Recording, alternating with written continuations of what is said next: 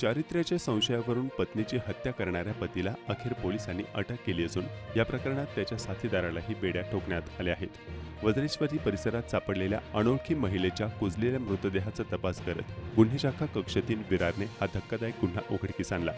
21 मार्च रोजी शिरवली गावाजवळ एका शेतात 25 ते 30 वयोगटातील महिलेचा मृतदेह आढळून आला होता। तपासादरम्यान पोलिसांनी शेकडो सीसीटीव्ही फुटेज तपासत आरोपीपर्यंत धागा पोहोचवला। रोशन यादव वय वर्ष 26 आणि भानुप्रताप यादव वय वर्ष 30 अशी या आरोपींची ओळख पटली।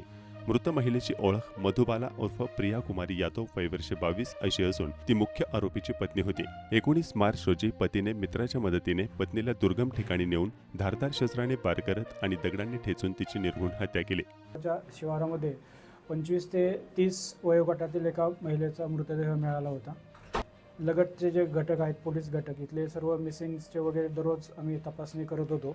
त्याचबरोबर घटनास्थळाच्या आजूबाजूला असलेले CCTV फुटेज याचंसुद्धा अवलोकन करण्यात येत होतं। तो भेटला की घटनास्थळाकडे काही मोटरसायकली आल्याचं आपल्याला दिसलं होतं। त्या मोटरसायकल आणि त्यांचं टायमिंग याच्यानंतर टेक्निकल ॲनालिसिस करून आपण काही सस्पेक्ट 6-7 आपण झिरो डाऊन केले होते आणि त्यापैकी एक सस्पेक्ट जे होते त्यांना आपण इंट्रॉगेशन केल्यानंतर पुढं मग आपल्याला हे निष्पन्न झाले की त्यांनी हा खून केलेला आहे।